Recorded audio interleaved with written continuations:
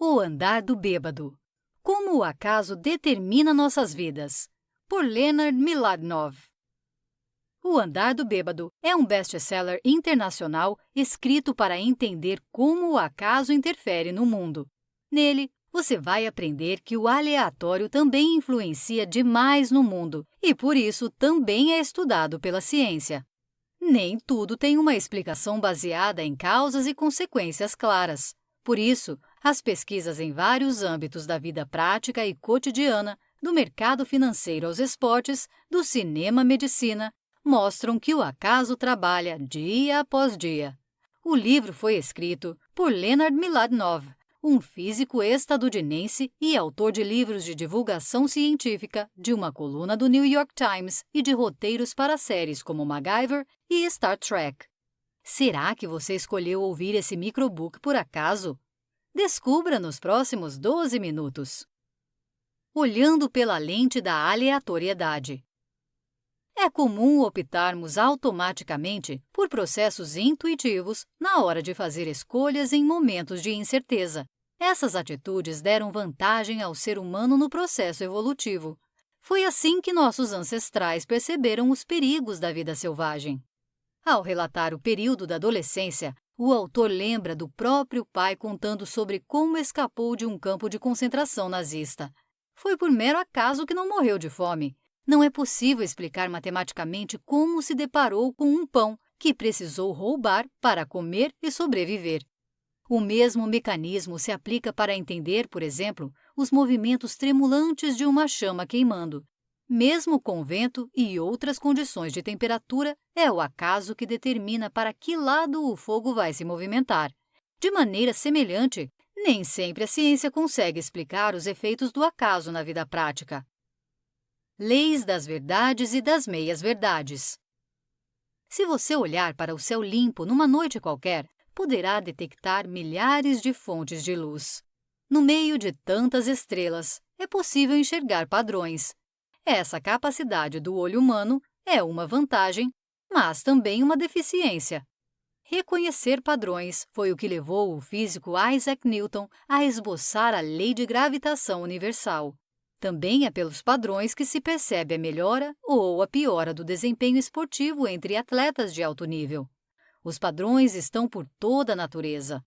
A teoria da aleatoriedade codifica o bom senso e demonstra sutilmente que nem sempre os padrões se repetem automaticamente.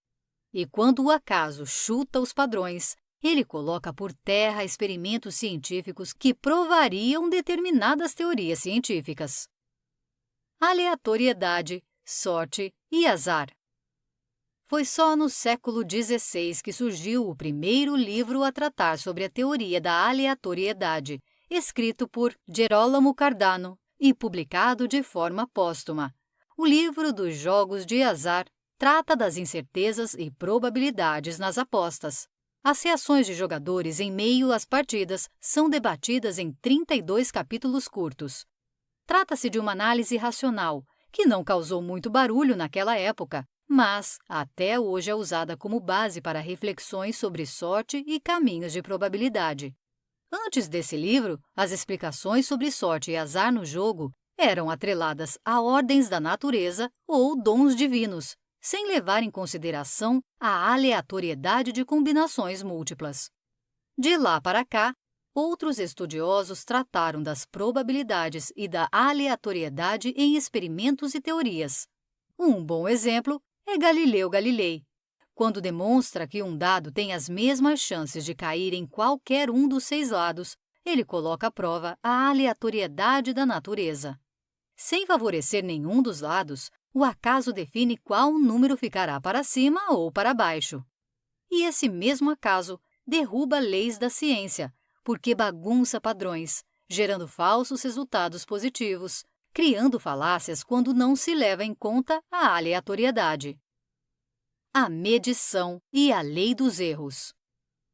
Chegamos à metade desse livro, lembrando que é comum validar fatos usando números. Se você ganha uma nota em uma escala que vai de 0 a 10, é sinal que seu desempenho, bom ou ruim, está bem explicitado com um número correspondente. Mas o que diferencia uma nota 9.2 para um 9.8? A resposta está na medição, sujeita a erros e carregando o peso da incerteza.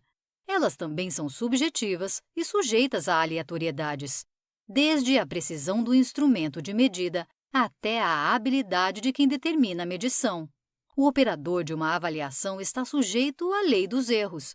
Ambos estão sujeitos a aleatoriedades que distorcem nossa percepção, mesmo sobre fatos científicos. A ordem no caos. Associar aleatoriedade à desordem é comum, mas errado. Como exemplo, imagine um grupo de 200 milhões de motoristas. Seu comportamento no trânsito varia de um jeito imprevisível, mas o comportamento geral do grupo, como um todo, é ordenado. O mesmo acontece em outros grandes grupos, em que os pequenos comportamentos são aleatórios, podendo prejudicar uns aos outros. Mas cada um deles se combina em um grande conjunto, gerando ordem no caos. Dessa forma, embora existam variações, a natureza tem uma ordem geral e segue em frente. Ilusões de padrões e padrões de ilusão. Nossa percepção do mundo ao redor necessita de imaginação. Os dados a que somos expostos durante a vida nunca são completos, mas sempre ambíguos. Se você pensa que um fato é real porque foi visto com seus próprios olhos, é normal que você seja iludido por padrões pré-estabelecidos. Campo de visão e bagagem cultural, por exemplo, interferem diretamente na lembrança de um fato acontecido. Não é à toa que testemunhas oculares não são levadas em conta em julgamentos, pois outras variáveis precisam ser consideradas. Aqueles mesmos padrões, quebrados pela aleatoriedade, iludem a percepção sobre o mundo ao redor. O andar do bêbado. Você já ouviu alguém falar que as consequências de nossas atitudes em um ambiente, combinadas às nossas qualidades pessoais, darão um resultado certo? Esse determinismo é comum de ser levado em conta na vida cotidiana, mas o mundo não é totalmente ordenado. Nem todos os fatos podem ser antecipados, computados e previstos.